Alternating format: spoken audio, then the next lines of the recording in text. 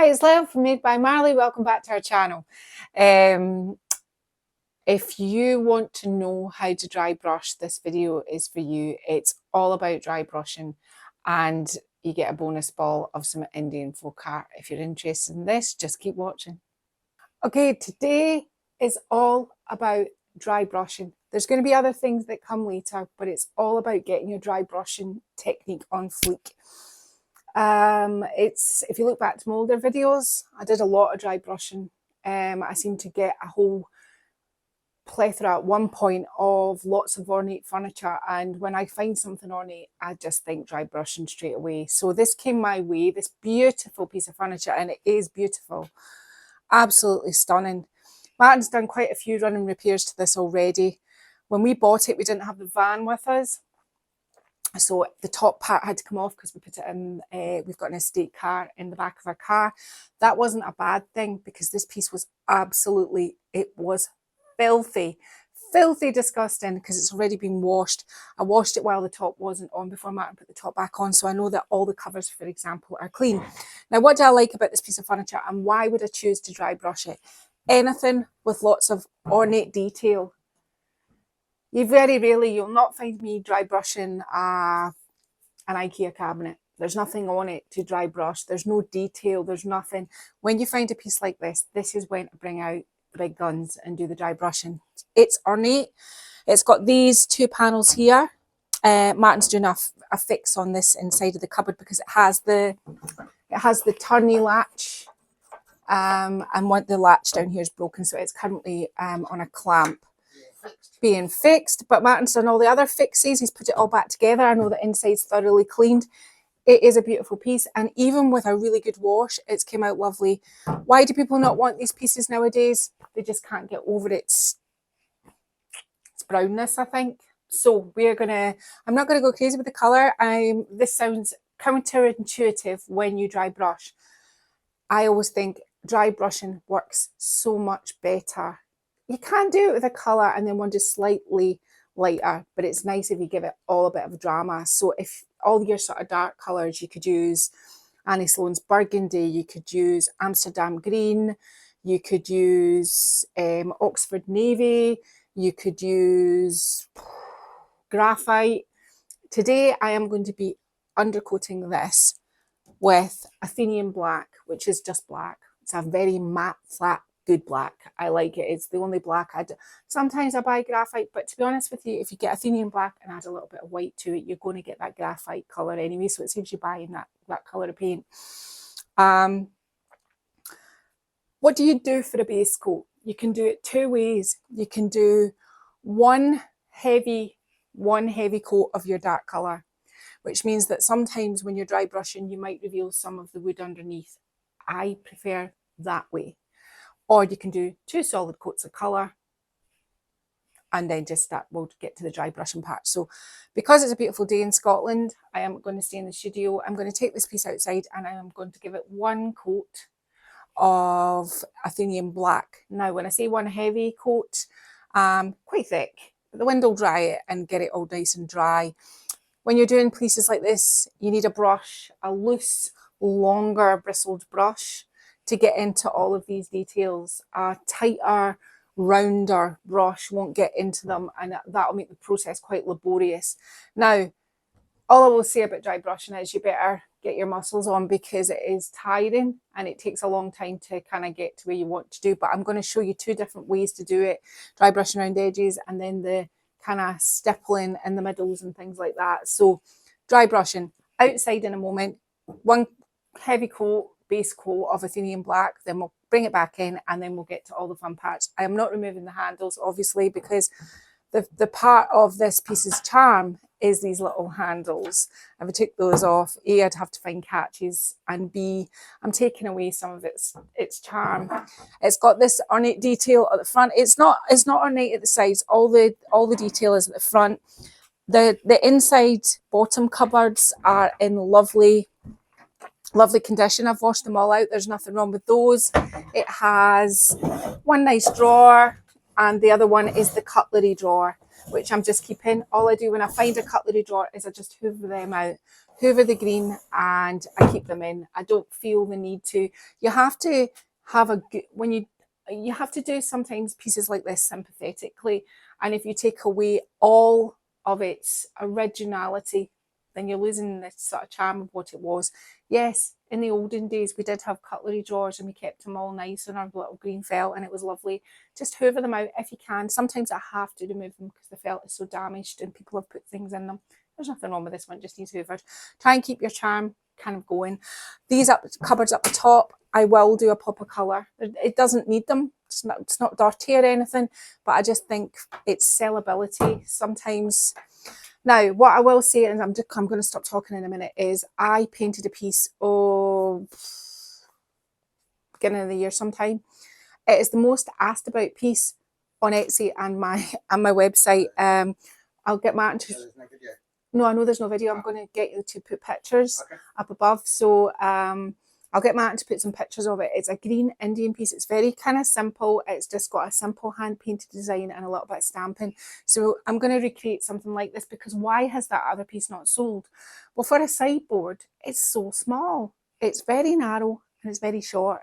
And I am asked all the time about it and it's never the right size. So this one, I figure if I do it kind of, and there was no video on that piece as well, which means that it's quite a good one to show you. A little bit of hand paint, a little bit of stamping just on the flat areas. And that's what we'll do today. So I'll go and paint this now. Okay, so the black's dry. Now, you don't need a huge amount of paint for dry brushing, but you need around like enough. So I would mix more than you think you're going to need. You can always put the lid on it and save it for a smaller project. It's just, it would be not good if you ran out halfway through. But as I said, you don't need like tons of it. So here I'm stirring a can of Annie Sloan's Giverny. I keep my paint in these, but I don't know why. I mean, I've got bottles, but they're not in this. So I want a little bit of this. I'm just going to make myself a sort of... Martin, can you see in there how much is going in? So I want about that much Giverny. Let me just see, yeah. And I'll show you how much Florence. Now, Florence... this, and I've got some Antibes Green. And that should just brighten it all up. And let's have a wee look at what this all makes. It should make a really nice bright... I might need to put more Giverny in it. Yeah, hang on a minute. A bit more of this. Do something like that to stop that running down. This is the reason why I moved to the sauce bottles, because my cans of paint were getting all mucky. Let's see. Now we're talking. This is what I'm looking for. In fact, I think I can afford to put just another little blob of this in. As I said, I don't mind if there's some left over. I'll use this again for a smaller project, but it's just better to have too much than not enough, even though you don't need as much. Let me just have a wee look now. Oh, look at that. That's a beautiful colour. Now, when you're mixing paint, make sure you give it a really good mix. I just use the Annie Sloan paint sticks that come with my paint. I get them every time I order paint, so I've got plenty of them, but they get right to the bottom. And right now I'm using a pot noodle tub. That is of choice. Yeah. Now, let's just have a wee look at that again, just make sure there's none. Sometimes you get a little bit at the top. So that's the colour we're going to be going over the top of this, which I'm sure you'll agree is an absolute belter of a colour. Right, now, you're going to need, I'm just going to get set up. I'm only going to be working on a section just to show you all about dry brushing. So if I work on that middle section up there, you've got detail, you've got flat, you've got big and wide with no detail, handles. So we'll work up on there. I'm just going to get set up. You will need your paint. My brushes I had a minute ago, but who knows what I've done with them since. I'll show you the brushes in a minute, and you'll need a piece of cardboard, piece of Amazon box, anything like that will do. Okay, so you've got your paint. your piece of cardboard, brushes. You need a fluffy, tufty one for all your detaily parts, an in-betweeny one, and you need a big pouncy one for the pouncy parts. Martin says, are they the official descriptions? Yes, they are. Now I'm going to get Martin to home in, and you can see this is one thick coat, but you can still see the paint underneath. If this happens, this is okay. This is like mine. There is no problem with this. I still did my crosshatch strokes on all of the flat areas, etc., to give me more texture, because this piece will be waxed. It won't be sealed. Right, okay, so imagining whatever I do up here is just the same. So if I'm doing, when I do this big flat piece, that's like what you would do on the sides. In the middles, like the sides, all this detail is just all the other detail is done in the same way. How do you start? So get rid of your pouncy brush and your sort of in-betweeny one. And then, now, this is where it is crucial. I would probably put my paint on the floor, but I've not had a good track record this morning. I've already spilt a can of paint. Can you see how much is on that brush? Not much. Yeah? Then what you do is this. All you're doing now is just you're working your paint onto your brush, but you're offloading the excess. That's how it looks now. If I did something like this, it's not coming off of my hand, because that's how much there is on it. So let's start with this. Let's start with this detail here. So you're not going into it because you'll get rid of the definition. You are going across it like this. Now, you kind of, when you're dry brushing, you can kind of lose the will to live, and you think, oh, this would be much quicker if I put more paint on my brush. Don't do that. Don't do that. You just have to take your time. You just have to be really methodical, and you just have to kind of like dig deep. You can come back and you can do more.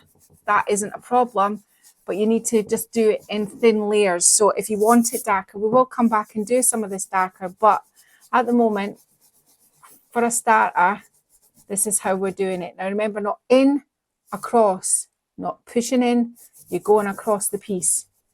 Now, what happens when you come to like an edge here? What do? Well, with these edges, you just go out the way like this. So bring it out and bring it down.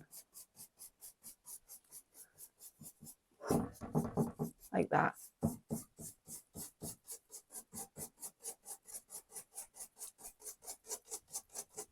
Now, you want to work in here. See these little parts here. Now, you don't need to keep dipping your brush in the paint. There's probably enough on your cardboard, and you probably will halfway through have to replace your cardboard. Whoop. Because you're doing an awful lot of this. Now, you just keep building it up.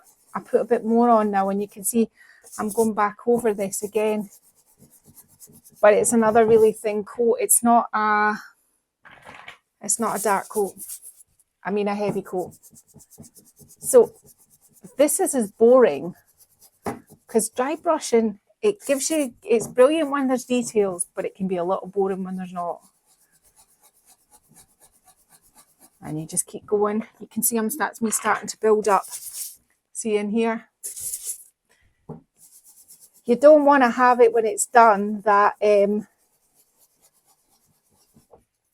these are still black. Your colour should be in everything, but not in it that you lose all your definition either. It's just so this is what you do to start building up this area. But now let's move from the transition from here to in here. So just so you know, I've got a little bit more on my brush now, but I'm still offloading it. I've got a little bit more, but that's it. Not a huge amount. So we're going across here like this. As you can see, I've got a bit more on my brush, but not a huge amount. Now we're just trying to get to this door over here. How would you go about these? Well, the same way pretty much you go about the whole thing. You don't want to do away with too much of the dark underneath, so Keep going. I'm trying to get to this door over here so that we can... Marty said, take your time. Oh, because we've got all the time in the world, Amo, haven't we? Right, so let's just do this top part here. There's a bit much paint on my brush. You'll know if there's too much. Don't just go, oh, it doesn't matter. Just offload it all the time. Right, okay, so now we're going to be coming back to this in a minute because we're going to build it up more to like this here because we're going to start pouncing around the edges. But when you get near the doors, this is where your big pouncy, your big zhuzhy pouncy one comes in. Yeah. So, but before we can use the big pouncy one, we need to get round this little edge done, and you don't want to lose your black on that. So again, you're doing sidey ways, not pushing in because you would push it in there and you would lose your black. Up and downy ways. And sidey ways again.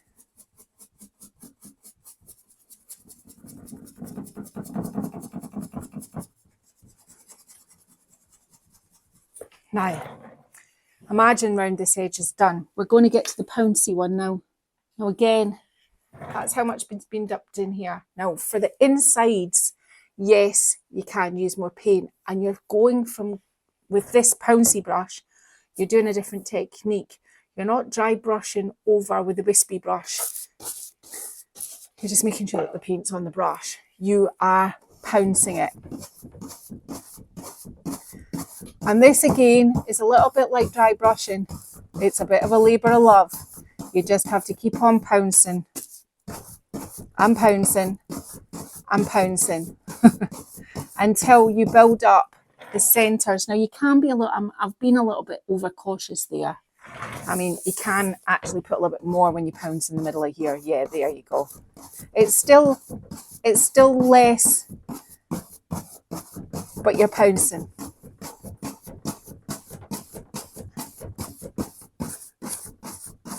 And you just need to keep working your brush round until you've pounced everywhere in the centre and you've got all your paint.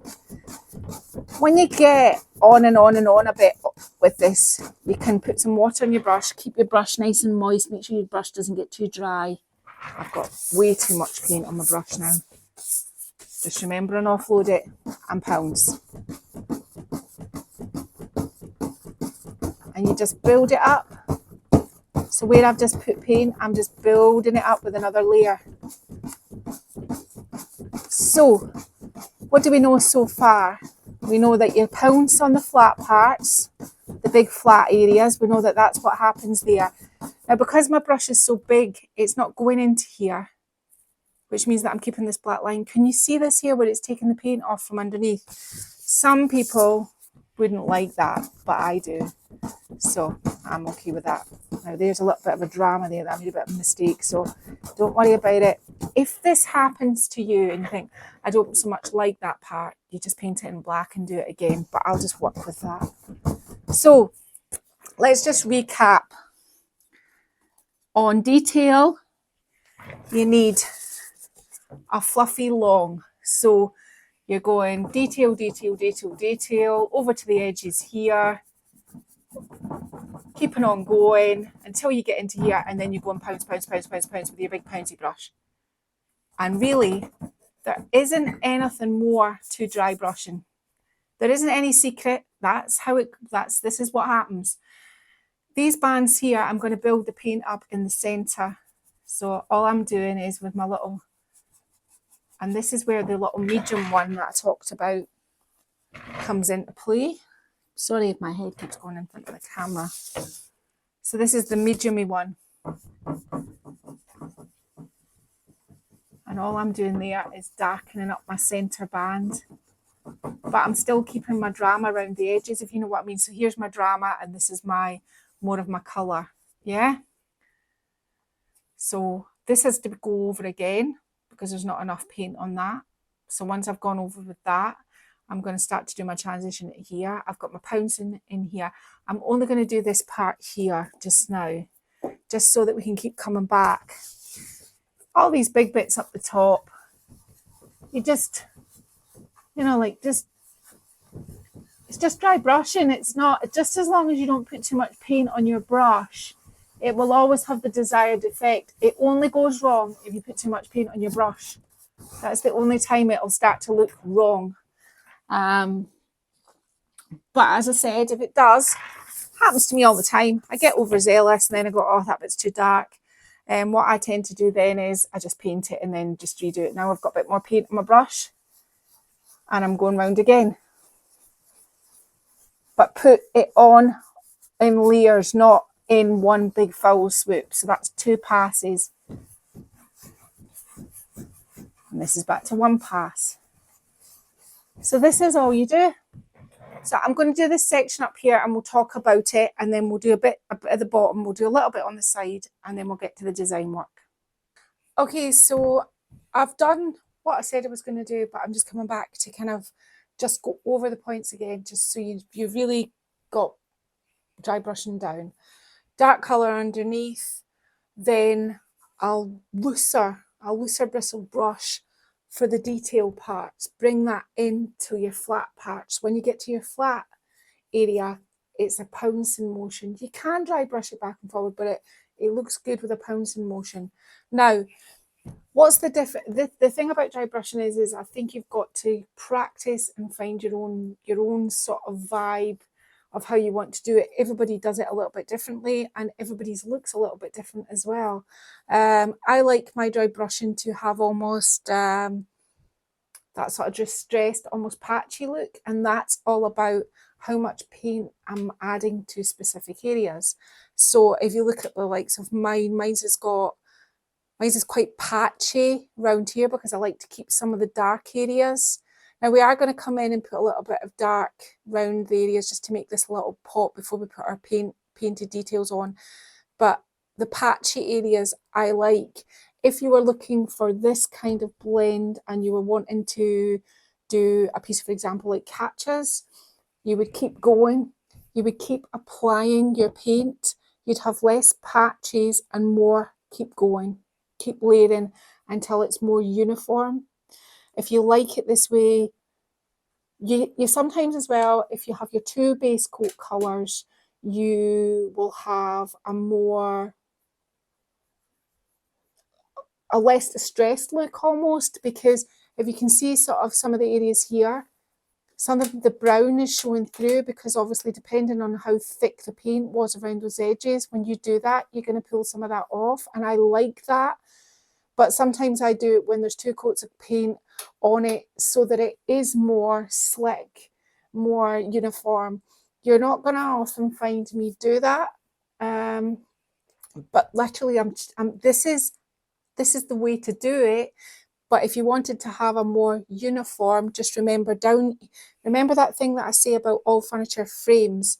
So you've got your detailed frame, you're blending it out to your edges. As long as you're not pushing paint into your detail, you're good. You're just brushing it across until, so say this was a frame, you're adding your paint down this frame. The more you add down this band, the tidier it becomes. The more patches that you do not go over with your brush, the more sort of distressed it looks. However much paint you put on it depends on how your look is going to evolve. So now you've got all the basics. There isn't anything else. I usually use 3 brushes. I use 3 old paint brushes. I don't use 3 good brushes. Apart from a big pouncy brush, it's quite a good brush, but it's a synthetic brush. These bristles are synthetic. This is real here, and that you'll ruin those really quickly with all of that kind of rubbing around. So make sure they're old. But then you get to the point where now you know what you're doing. So you know what you're doing around all the edges. You know what you're doing when you come into the cupboard doors. All furniture is the same. It all has drawers and pieces and parts. It's the same. You just go over it the same way, repeated. I think the problem that most people have is, what do you do when you get to the sides?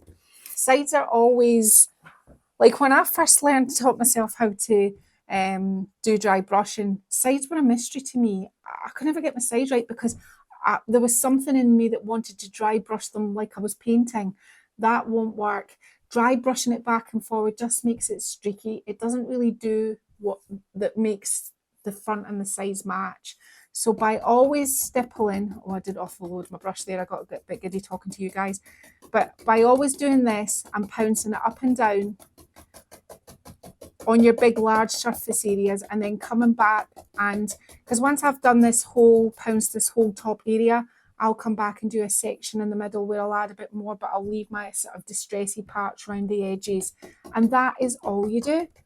So there's no mystery to dry brushing. It's actually very, very simple and very, very easy. And when you learn to kind of do furniture art, this is probably the one that people really want to know how to do. But to me, it's the simplest. It's the easiest.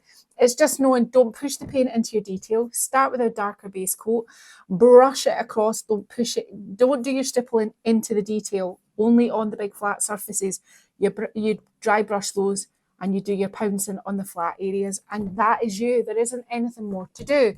So I am going to get on now. I am going to put an audiobook on, and I am going to do this whole piece just the way I've showed you here, that you're not seeing anything different anywhere else. Once this is dry, we'll get to all the fun parts.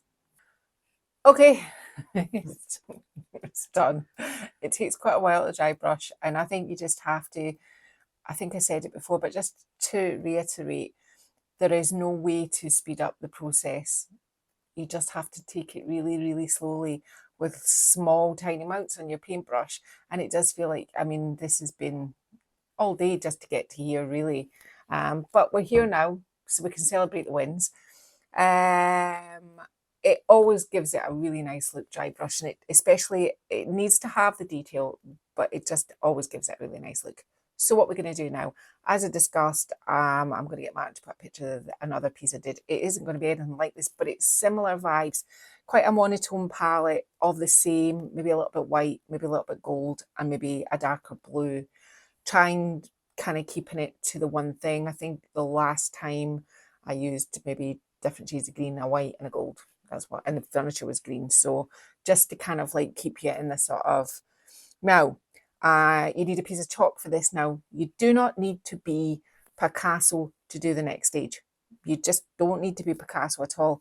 How do you lift your furniture game? How do you elevate yours above or make it different or more unique? You can use transfers, you can use stencils, you can use stamps, you can do all of these things, but there is one thing that cannot really truly be created, and that is your own hand painting. Add a little bit of simple hand painting into some stamping, and suddenly it becomes something really different. So what I've done, I'll get Matt to pan down. What I've done here is I've just done some simple leaves. These ones going from that side, these ones going from that side, and this drawer, and we're going to have recreate the same thing on the drawers. How did I do it? Right, so it's just a kind of like this sort of shape. I would kind of do all those first. We can worry about linking them all together in a minute. We're having them all different directions. Now, when I go to paint these in, I can tidy everything up, but I'm just kind of setting the scene for where I want them to go. So let's link them and see where we feel we're at. Something like this at the moment. So now we want to have some leaves, and they're just kind of pointy sausages, going in all different directions. Some there, here, and some more pointy sausages here. If it's looking a little bit sparse, just add a leaf in there, and one there, one here, one up here, one here. Now there are going to be some lines coming out with some 3 small dots into this, but this is what we're going to do. This is going to be the same here. This band is going to be recreated in the middle up here. We're going to put some stamping here, here, a gold band, and a bit of stamping. We might do the leaves down the centre. We might not, but stamping and stamping on either side. Just a plain line of stamping I am thinking of using. You can use any any sort of bordery sort of stamp you have. It doesn't matter which one. This seems to be my go-to at the moment. It is called Adornment, and I'm going to be using this bad boy here. I tried to show you this in the last video, but when cutting them out, you need to be really tight in, and if they're too close together, you need to kind of bend them. Now that side was fine, but actually there's a big gap down this side. The one I cut out last week was really tight, and you just kind of bend it to get your scissors in. I'm actually using extremely large scissors. I went from the sublime to the ridiculous. I didn't have scissors that would cut anything. Martin got me a whole set of brand new really sharp scissors, and now I've got too many scissors. There's scissors everywhere. So this is the one I'm going to be using to go kind of here and here on this, and some extra pattern. What am I painting it in with? Just the same colour I did the dry brushing with, and all I did to this was I added a little bit of Annie Sloane's Oxford Navy, which is a really dark navy, just to darken it up. There's not a huge amount of colour contrast, but I'm going to do some white flicks on this with some, get your Posca pens out or any pens you have, and you need a script brush. A nice script brush will work. How do I like to use my paint? I like to have plenty of water on the side of my palette. Just to water it down, it just helps it flow better. And literally, I'm trying to work out which would be I'm doing the big fat leaf, or we're not probably allowed to say that, that's maybe not appropriate. The chunky, the bigger leaf, and then the sausagey skinny leaf, we're going to do a different sort of, yes, Martin, I am trying to be politically correct. I mean, I might be describing myself as that, but I mean, right, so you can see what I've already done. I've put a slight slant on my sausagey leaf. That's obviously the way I'm wanting to go with that. I wasn't thinking about that at the time, but this is what I'm going to do. So some will be smooth, flat, and some will be like this. There's no real, there's no life depends on a little bit of hand painting, and it's not tricky hand painting you're doing. It's just doing some rough shapes that you know that you don't draw anything that you're going to find too complicated. That's not the exercise here. The exercise is just some simple shapes, nothing too complicated, because the more complicated you make it, remember, you're going to have to recreate it on the other side. So simple plus this sort of look, I think really kind of works better with simple. This was where I was practicing where my little dots, my little spot, we'll get to them. You don't need to worry about the chalk lines. They will just wipe off. That just gives us somewhere to go with how we're doing it. So you can see what I'm doing. I like to use a script brush. If you've not watched my channel for very long, script brushes are normally for doing like script. That's not very good. That's a capital. Right. I can't actually do curly script, but I haven't got room on my plate. But if you see a script brush, they're very long and thin like this, and they have good, once you learn to use a script brush, they give you nice control of your brush. They give you a nice shape. If it was anything like this, I would generally use a script brush, just because I know I painted pottery with script brushes, and I think I've just never really got out of the hang of it. So I'm going to get on. Now you've seen me do this. I'm going to paint these ones in this colour. The ones up the top, I'll recreate them here and do those, and here, and the middle band up the top. I'll do all these at once, and then we'll come back and we'll see how much fun we can make these. Okay, so let's put some detail on this now. I have a beige, which is a sort of real creamy colour, Posca pen, and a gold. So all I'm going to do is do this. And how much detail or how little detail you put into these is entirely up to you. It's just to kind of give it a little bit of something. If not, it's kind of a wee bit bland. So you just kind of, I'm just doing some sort of definition on the sides. Kind of flicking my pen up. I've just put this on the sort of bigger ones. And this again doesn't need to be perfect, like this one. There we go. Now, on the in between all of this, I want to do something like a line and 3 dots, like this. A line, not loads of them. You can do 1, 2, 3 in between it in just little gaps. And put one up here. Just to kind of give it a little bit more sort of movement. This just a kind of finer detail as opposed to something too, you know, like heavier like the leaves. And maybe one in here. One up here. Now, let me just see if I'm happy with that. Yeah, I think I am, maybe. Now, next, get your gold. Now, this is really easy when you get it, but if this is your leaf, you're doing this outside your leaf. So you're kind of just making it up as you go along now. You're just kind of, you're defining your leaf, but you're not, if you know what I mean. So anyway, your leaf's been, try and follow the shape of your leaf, if you can. So like that. I'm kind of hurrying here, but you don't need to, just take your time. I'm just going to do something like that there. And then just kind of link it all to, miss one there. Just link it all together. Just kind of highlighting this sort of, do that. Now, once I've done that, I got the gold. I'm back on the gold. The gold, and what I did was I did the 3 dots at the top of the leaf on the big ones like this. This is where you have to make sure that you're kind of like, you're not touching.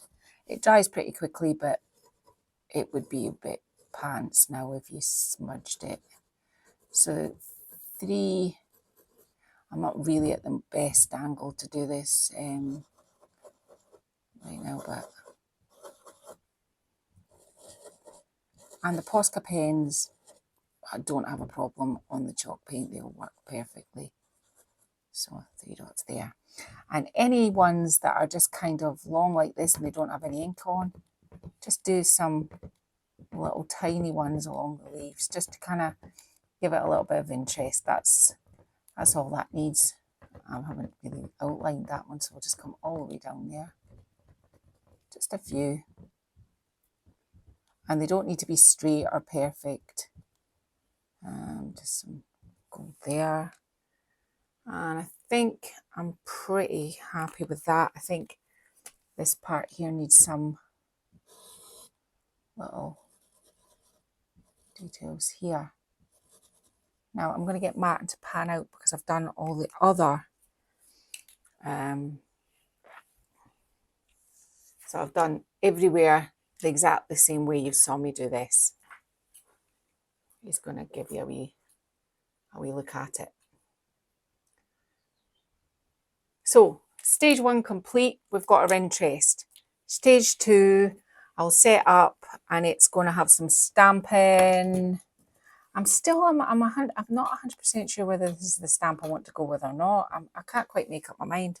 I might just have a root around my stamps and try and change this one out.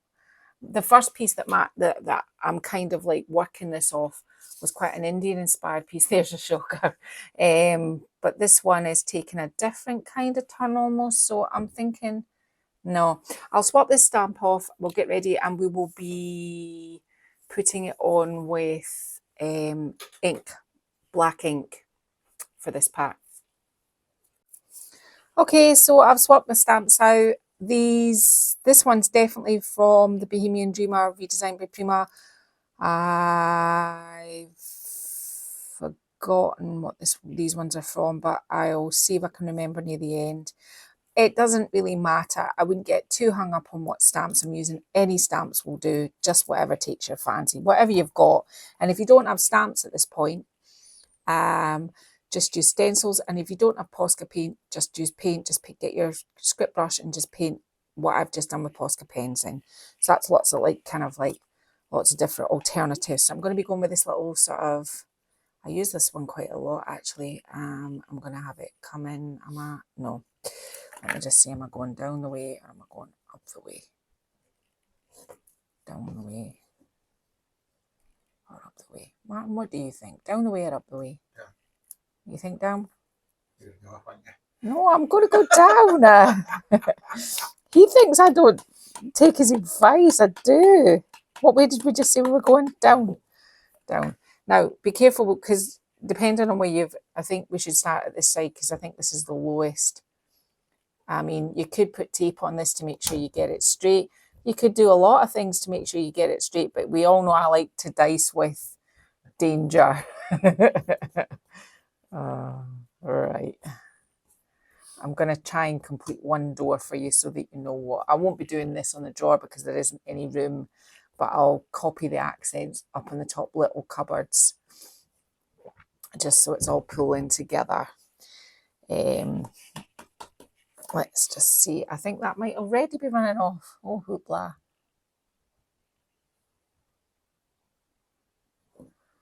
Let's see. There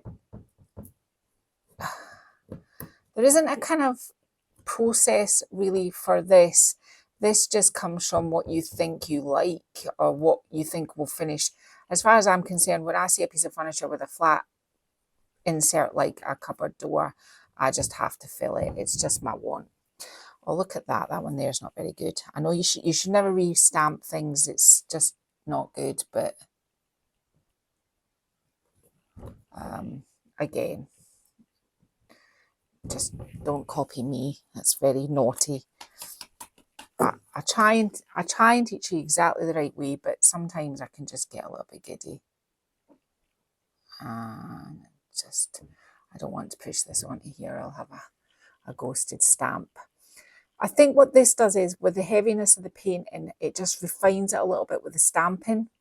I think this is why I ended up doing what I did the last time on my other piece. I felt it just added something. Now I'm going to use this big one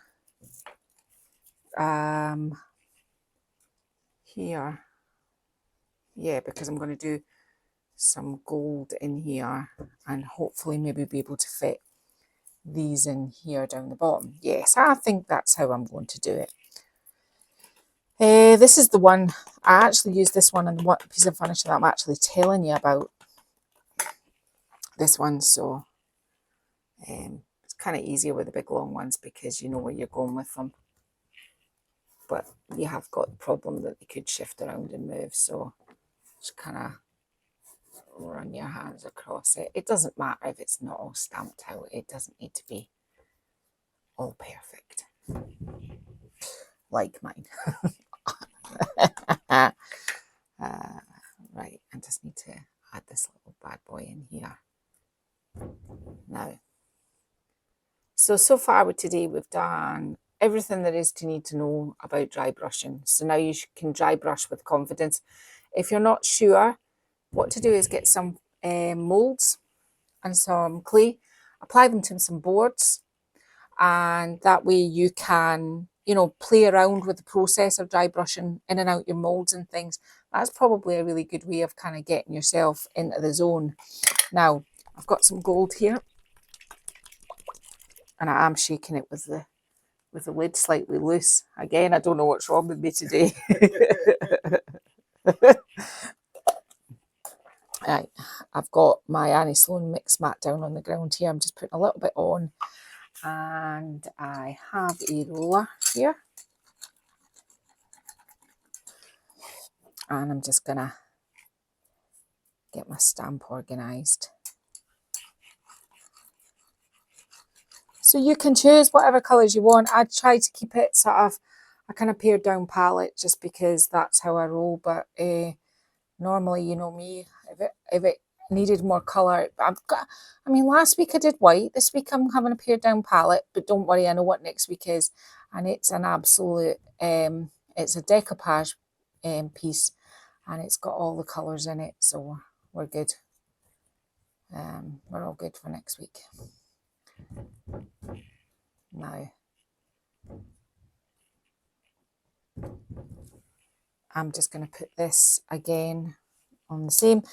And what you do with your kind of like your frame is you just build it out and build it out until there's like tons of interest in it and you're really happy with it. And that's what I did the last time. And the last time what I did was in between here, I came back in with a different colour and I just did some larger sort of spots. I think I might use maybe a black maybe to do that. I don't know, might make it look too heavy. You can never tell. I'll wait till I've got all the design on first, but I think you understand where this is going now. I'm gonna do the last one off camera, and then I'll set up because I want to put some dots in my stamp work and finish that off. Maybe go back with some of my blue maybe first in that gap there, and then do some dots just to pull that together. And it could do with a gold line along there. Yes, that worries me. We'll see what we can do about that. But I'll get this done so you're not getting bored, and then we'll do the next part. Okay, so what's happened? You saw me do this, and then I got my black Posca and did little dots all the way along. And I'm just going to finish these off on camera so you can see what I did. I just took gold paint and I just painted them in. It's just to kind of create a little bit of a border. So I did that there, and on the top piece of stamping, this bit here, I got my same gold, and I'm just running this in this line here to create this shape. And again, it's just to kind of give it a bit of a border. Again, I'm using the skip brush. Posca pen along the top. And, oh, better make sure I've got the right pen. That could be a disaster. Just get my right pen here. Using the black, I just did one big dot and 1, 2, 3 little dots. You create your own pattern as you go. I did the same stamp here on the bottom, and I just did the Posca pen along. Now, I came into the studio, and I decided I'll get to this part in a minute, but this is a thing of what's to come. I decided when I came in the studio, I thought, this is awfully bland when you stand back from it. It's beautiful up close, but it needs a little bit of something from a distance, something to really pull it together. So I thought, I know what I'll do. I'll add some colour. So I'm just going to show you this door first so that you can see what I did. So using this Annie Sloan Folk Art stencil, I have taped off my stencil just so that it's this shape here, this flower. On a piece of cardboard, I've got a stencil brush, and I'm offloading it to make sure that I don't have any bleed through. And I don't mind layering up stencils over hand painting. It's a really nice look, and I didn't really overthink where I wanted to put them either. I just decided with my eye where I thought these nice red flowers should go. So I did this, and then just a bit more paint on the brush. Maybe something like this. And I just worked my way along. Now take your time on this part and make sure you get your stencils nice and clean and there's no bleed through. Using the twirly swirly method. I'm sure you've watched some of my videos before, but if you're new to this channel, this sort of thing is bound to get you bleed through. So you need to hold your stencil flat onto the piece, offload your brush, and you're getting everything today. I mean, you're getting dry brushing, stenciling, stamping, Posca pens. Oh, this will make up for the white one last week. I think it would. The anomaly. Martin says the anomaly. I think I've had so many comments of asking if I'm okay. So this will make up for it. So I just want to finish this row because I don't want you to miss anything, but I'm conscious that I don't want this to be a whole movie. And maybe if you can, this is where it gets a little bit tricky because Annie Sloan stencils are really good. They're quite thick, so they're kind of hard to get into the edges, but try your best. Push it in so that you've got like this kind of half flower here on the end, like that. Now, what else did I do? I taped off this little beauty here, this little bad boy here. And I had a stencil brush a minute ago, but you know, it's just one of those things, isn't it? Oh, no, I'm not sitting. Yeah, I was actually sitting on it. And you know what? I'm wearing nice clothes today. These are not my painting clothes. And look, I've got paint here, here. I just don't want it on my shirt. But I can live with everything else. Martin did it to himself yesterday. Do you remember yesterday when we said, oh, it's a beautiful day in Scotland, we'll put this piece outside? You know that way I'm conscious of like heavy footsteps, and I could hear Martin running towards me going, babe, babe.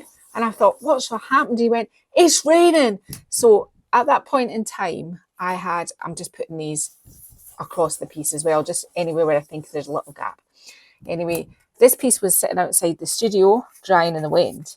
Martin had put out 2 loads of washing. Oh, I'm not using the one that's protected. Martin had did 2 loads of washing. It was on the washing line. And I had painted 2 standard lamp bases, which were sitting in the drive. So I don't think we knew which one to pick up first. So we got this one in, but it wasn't quite dry. And Martin had his favourite hoodie on. He's got 2 the same. He just alternates them. Favourite super dry hoodies. His favourite super dry hoodie. Are you advertising for super dry, Martin? His favourite super dry hoodie got black paint on it. Did it come off, Martin? Yeah, it did. I told them to put it straight in the wash. Go and put it straight in the wash, and I'll get the standard lamps. And so I ran and got the washing, got the standard lamps in, and then I went into Martin's workshop this morning. And I was a bit annoyed because I'd left my paint brushes with paint on them, so I have to deal with that. So once I'd done the little things, I didn't even wait. I just got a Posca and popped a little red dot in there. Now, can you see that's elevated that whole panel? It's just made it just so much better. So on the top panel, this gold flower that I've done along here, I just put it on the top. Could you show? Just at the top and the bottom of the panel, and on the top I just did 3 red flowers and some little green ones. I'm going to do the same to this one over here. And I have started round about these edges here. Oh, it's not good if you fall on your furniture, Martin, is it? Right, so I'm trying not to trail my clothes into the paint. So again, it's just stamping, and I really don't want to stamp on my furniture. That would just not be good. I'll put this, this is unorthodox. I've got a blade here. I'll just sit it on this, just as long as it's not on my furniture. Now, this here is just going along this edge, and I'm gonna try now to bring a little bit of more red up here. I might do the outline here with the red pen, but I'm going to take this round all of the doors, the middle one as well. Or am I? Yeah, am I? No, I'm not going to bring this round the middle one. I'll be back in a minute going, I'm just bringing this round this middle one. So this is going to go round here. So you can see now I didn't rush on and do things that you didn't see. You saw me putting the gold stamp on the downstairs. I just stamped it up, and at that point in time I didn't mind if it layered. And then I just positioned the 3 red flowers in a kind of position I liked, and just interspersed some of the little green ones. That is all I did.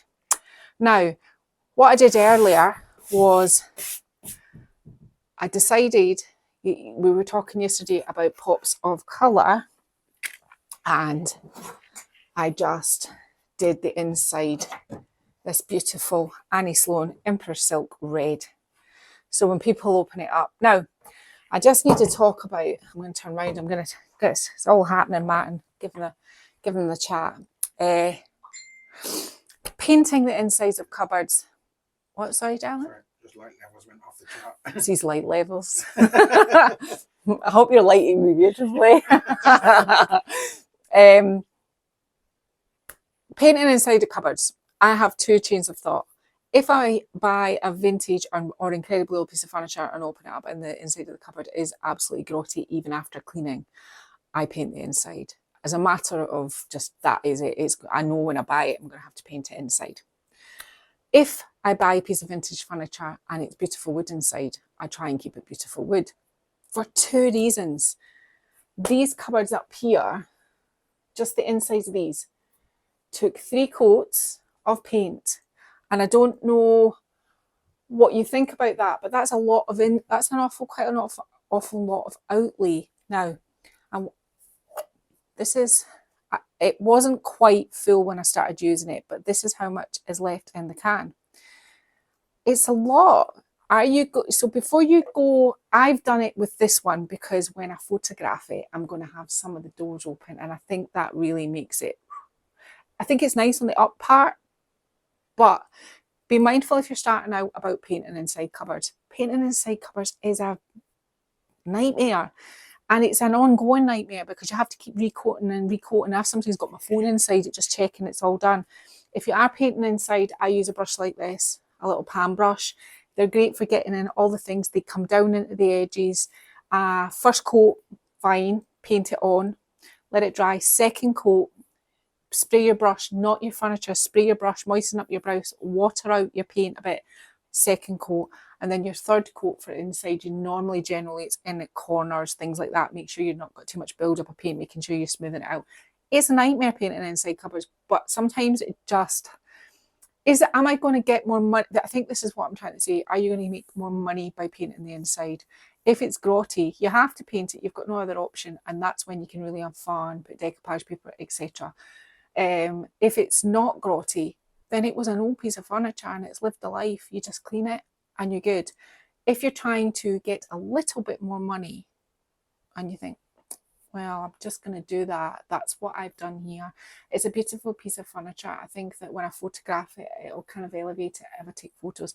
I haven't painted the downstairs cupboards because they are absolutely beautiful and perfect. There is not anything wrong with them. They've all been cleaned with lavender essential oil. They're all lovely inside, and I'm keeping it like that.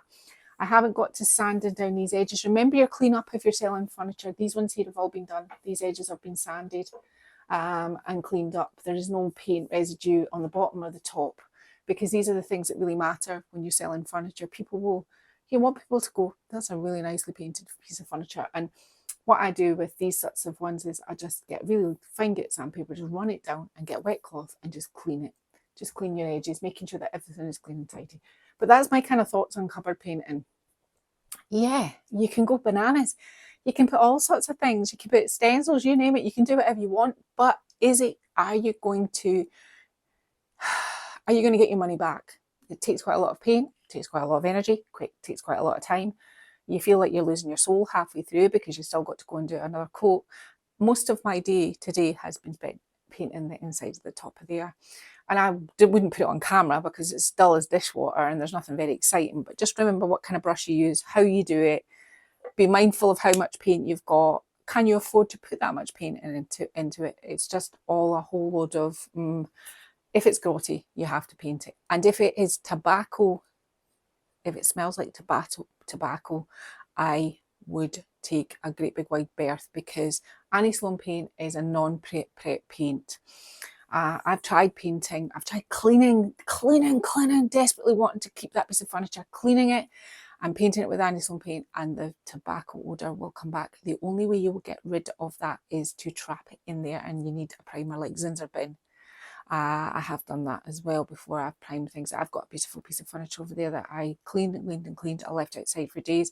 It smelled like it was going to be good. I mean, I'd had so many cleans, and I painted it. And when I opened the drawer, the cupboard, it smells of tobacco. And the only place that can go now is either leave it for a while and prime it, and then start again. Even products like Big Mama's butter, when I sell furniture, I put Big Mama's butter inside, make it really smell really nice.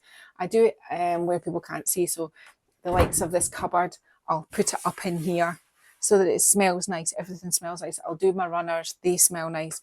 But the smell of tobacco, I just if I go to pick up a piece from Facebook Marketplace and I go in the door and I can smell it, I go, it's not going to work because it smells so bad and it just doesn't come out. Right, okay, I also added gold on here. And I put my little gold accents on here. I've got this gold side to do. So the next thing I'm going to do is gold this. So I'm just using the same product. I think we should have a week where we go, let's look for the best gold. I mean, I could have gold leafed this, but I didn't want to. It would lose the look. It's not that. It's a distressed, kind of old, oldie worldy piece of furniture now and putting gold leaf on it, just too shiny, too bright. You would have to use that wax to dumb it down again. Just better with your finger. Not a paintbrush. Paintbrush would do this too tidy. You just need to put some on your finger and start rubbing away. This isn't even an expensive or very fancy paint. It's just it's a Rust-Oleum furniture paint, and it's just the gold one, and it's a nice colour of gold. But I have had golds before which have been much better. So I think one week we'll go looking for which one is the best gold. Do you think that will work, Martin? Yeah, yeah, Martin's up for that. Let's look for the best gold and top 10, you know. top 10 of the best golds, and we'll try and create a piece of furniture that is so gold it will make Katja cry. She'll be like, oh, the gold, look at it all, it's all gold. But what we'll do is we'll take lots of different golds and we'll put maybe some moulds and things on as well, so that we can test the golds with moulds and colour, and we'll see which one is the best gold. Because right now I'm in a limbo with my gold, and I keep going back to this one. But do I love it? I don't hate it, but I don't really like it either. And I think I know which gold is the best gold I've ever used. I used to be their brand ambassador, so their gold. I won't even go into that, but yeah, golds. Let's do a gold one. So I'm going to get on and do my gold and do all my little. And as you can see, I'm not covering the whole thing. I don't want it looking like it's been painted on with a paintbrush. That is not the look I'm going for. I've still got my flowers to stencil on this side. And we're really kind of getting to the point where we're not that far off finishing. We've got a few things left to do. Now, I'm doing a lot of talking here. This is why my videos are an hour and a half long, because they never get anywhere.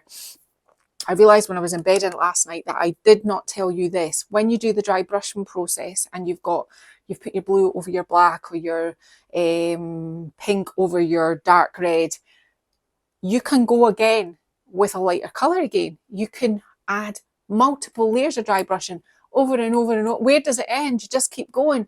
Just wherever you think. You can do multi-colours. Once you know how to dry brush, you can add so many different colours of paint onto it. So that's another thing to consider. If you go for the really cleaner dry brush look, you can then get the dark colour, like the black you started with, and you can paint in and dirty all your edges. It looks very finished and polished. I was going to do something like that, but I don't want to lose, see all this dark thing here. I've got my own natural, why would I paint that in? It seems counterintuitive to me. This piece is going to be wax, so I think I will dark wax certain areas, but it's moving forward. I just remembered that I hadn't said about the dry brushing, because literally you could have came on and did. I think that I've got I might have a video somewhere. You were saying the other day about painting with two brushes at the same time. No, Martin and I were having a conversation. We were talking about, I don't know why it was one of those throwaway conversations, but he seems really intrigued when I'm over here by myself. The piece that I mean, this piece is so far away from it now, I don't even know if it's worth showing you pictures, but I will anyway. But this is more folky. The other one is more Indian. I've gone off on a tangent, but I was telling Martin that the other one that I'm trying to emulate, I had put a base coat on, and then what I did was, sometimes I like to paint with both hands, so I put a big brush in both hands and I just go like across the piece like that with two hands, two different colours to blend it. And he was really intrigued, and he went, that sounds interesting. I went, yeah, but I'm not doing that in camera. Could end up like anything. But sometimes playing with your paint really does help you become, you know how it's going to feel, you know what it's going to do. And these are the silly things that I do when I'm by myself. So yeah, two hands. So I'm going to get on and do everything I've said, and then we will get to wherever we've got to after that. Okay, so I'm just moving my way along this top part. This one here is finished completely.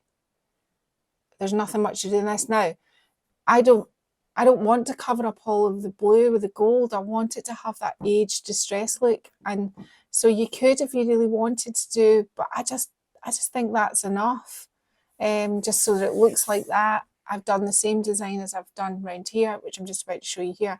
Now my ink was a wee bit runny for some reason here, but do you know what? These are the kind of things that would give people an absolute nightmare. But to me, I think it just looks real. I like it when things look a little bit darker, a little bit lighter. It gives that aged is it dark, is it light look, and we're going to be covering up the edges of this with pen anyway, so I'm just leaving it. If you do make a mistake like this and you don't like it, what to do is get a really fine grit sandpaper, sand your stays on off or your paint or whatever. I had a blob earlier when I was doing the inside of the cupboard. I had, where is it? I think it was here somewhere. I had a blob of paint. I just lightly sanded it, and then what I did was I just pounced back over it like I was dry brushing. So a wee bit red there. You just have to be kind of really careful. I'll come back to that in a minute. But anything like this, if you don't like it, just lightly sand it.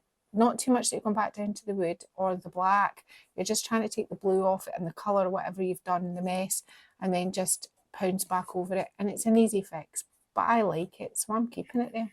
So what did I do? I just got, no, I didn't. I nearly made a mistake. This red is a red Posca pen, but this, what colour is this? Ruby red actually is a better match for the furniture. So you're just following the line of your stamp. Colette, you'll be doing this right now with all your Posca pens that you've bought. I hope that cat's safe. So Martin was just reading out the post about the cat and we were both giggling and laughing.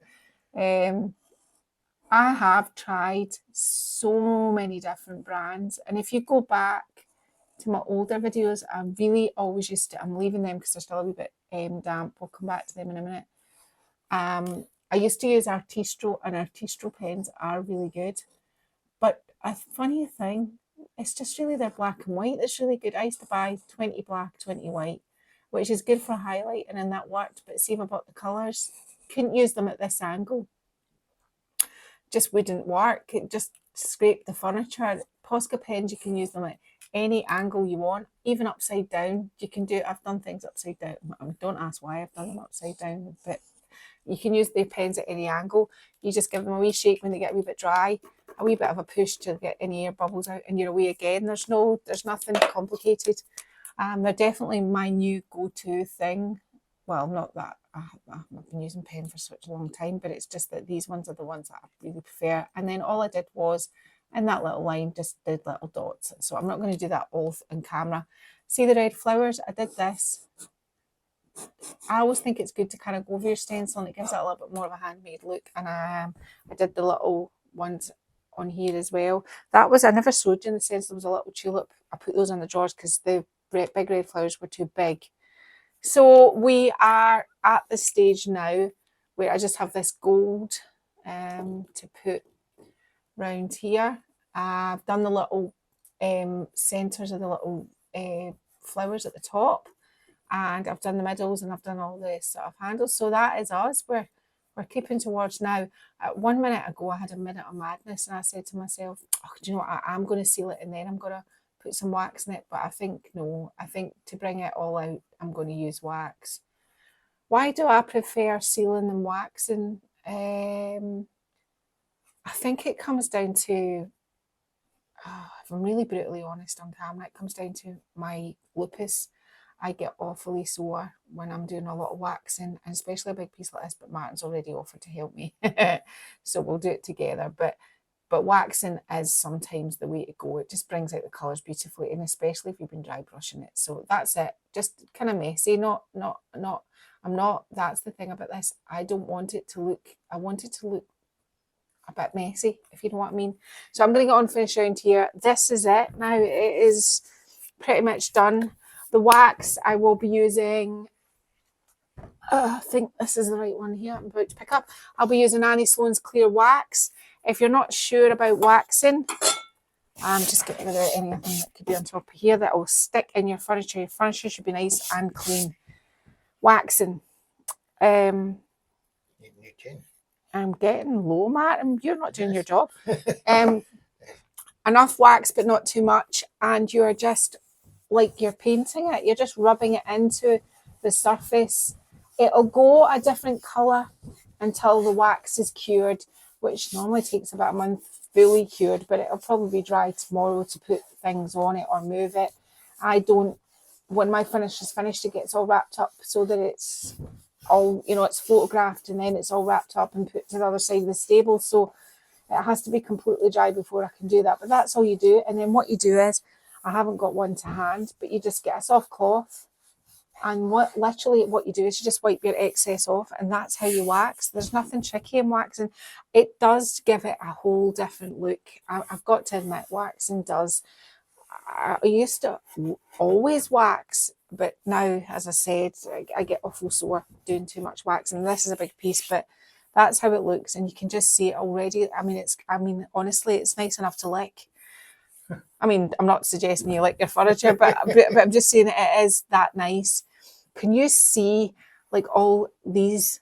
These are the divots into the wood that when I painted black, they sunk in, and then when I went over to dry brush, it's left all of that beautiful texture, all the history. It's just all there. It's just, I'm actually thinking this is one of the nicest pieces I've done in a long time. It reminds me of things I used to paint. I don't know why. I think it's just because it's so old, and I've been kind of doing a bit more modern-y stuff recently. So, I mean, look at that. You can just see it. So anyway, there you go. That's your wax. That's all you do. Just offload it now with a cloth and just let it cure, and it'll be sealable. You can, if you want it shiny, I would leave it a little while and then come back with a soft cloth, and you can buff it to a really high shine. And then you can apply more wax and buff it again. You can make your furniture really shiny. I like it matte, so I don't buff it. But that's what it looks like. Okay, so I'm back in with the dark wax. I couldn't help myself. I just wanted to create a little bit more sort of age. Just going around hinges. I'm just kind of rubbing it around handles. Just anywhere where you think it needs it. Now, where do you apply your dark wax? Normally in recesses, like I've already done this one, but see if you kind of like want to kind of darken up your recesses a little bit, you can bring it out a bit onto the furniture. Along here, you can have a shadow. Just bring your wax along. You can come back in with a cloth, but I just use my hand. Big bit of dark wax. If that happens, what did I just do with the wax? Here it is. If you make a mistake and it touches somewhere where you don't want it to touch, just get your clear wax back out. Sorry, I'm not even on camera. I'll just use this brush. So this has got clear wax on it. Just do this, and it should just rub it away. It's kind of like a wee bit of like an eraser. So all I'm doing now is just pushing that dark shadow out onto my furniture. I'll keep that there because there's bound to be more little. So along here, there's a piece of gold. Do you know what? See what I mean? Gold leaf. When did the last gold leaf? Ages ago. So I'm just kind of see anywhere where I think just a wee bit of something. Now this stage is optional. If you don't want to age your furniture up, you don't want it to look a little bit, have a wee bit more drama, you don't need to do this. But if you do want to do it, remember you have to clear wax first. I don't know how many. I think I should just record myself saying that. You just have to. Or you'll learn the hard way, which I once did. Daisy and Charlie were about 2. I dark waxed a piece of furniture. It was red, and I didn't put clear wax on it first. And it was the most awful table, and I couldn't understand. There wasn't YouTube then, so there was nobody to look up how to exactly do it. And it was just, I learned that. So what I did was I had clear wax, and I thought maybe if I clear wax, and I realised that you could just rub it off, and you could kind of, like it was never going to be back the way it was, but it was going to help. So, just learn by all your little things that you do wrong. Just going to put some up in there. That gives it a wee bit more sort of drama from a distance. On the fronts, where would I do it on the fronts? I'd be in here. Down like along this edge, along this one. I'm just kind of like playing with it now. I should really have a cloth here, I don't. I think Martin's trying to desperately grab me one. You are so... How nice is lovely Martin? How nice is he? He's just lovely. For those that always leave comments for Martin, he is that nice. So, always think so. No, I don't always think so, Martin. Sometimes you're not lovely, Martin. Ah, dear.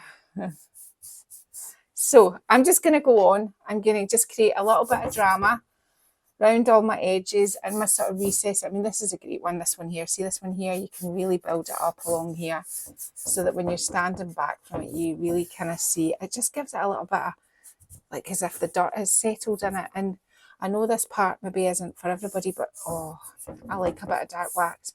You'll very rarely see me white wax, but you'll see me dark wax. So I'm going to just get on and do this where I think it needs it. And then we'll get to staging. So it's done. This turned out, this piece of furniture makes me feel quite nostalgic. This is how I used to kind of do furniture. I haven't done this piece before. It's not a repeat. It's just, it feels like it. What did we do? So we learned all about dry brushing. We put our dark colour on first. We built up the layers of colour, just tiny amounts in your brush. Your first few passes, you think, it's not making much difference. You have to keep working and working. When you get to flat surfaces and the sides, pounce until you like it. Now, keep on pouncing and you're going to get a more slick look. If you want the sort of age distress and the dark colour showing through, just kind of put less on there. Less and more is the way to go. I want it heavier there. I want it less there. What else did I do? I did some stamping. I did some hand painting. I did some Posca pens. I did some stenciling. A little bit of everything really. And it's kind of ended up Indian folk art. That wasn't hugely the plan because the piece that I had in mind that I wanted to kind of look at is more sort of Indian, sort of inspired. But I'm really pleased the way this turns out. And I'm glad I ended up putting the colour on it when I came in this morning. And this is why I say stand back from the furniture and go away. I looked at it and went, it is lovely, but it just needs something to give it that lift. And sometimes you need to think about what that's going to be. And I thought, need some colour, but not too much colour, just a couple of colours. So I added my red and my green in. So, and I just gold over the details. Apart from once you get dry brushing, this is quite an easy thing to do. There's nothing complicated in this piece of furniture. You'd be able to do this one, no bother. So I've been Little from Made by Marley. Thank you so much for watching us. We get new subscribers every single day. It's just amazing. The numbers just continually grow. More and more people are hearing about us. More and more people are watching the tutorials, which is, well, daunting for me because I used to like it when I just thought it was me in my pyjamas and nobody was watching. There are people out there who watch me now. Thank you so much. Thanks for liking. If you give this a like, a share, a thumbs up, leave me a lovely comment and I will answer you. And please do not forget to subscribe. That's really important to a small channel like us. Martin and I have had a really nice time doing this one, haven't we, Martin? We have, yes. Yeah. And we will both see you again next Sunday. Take care.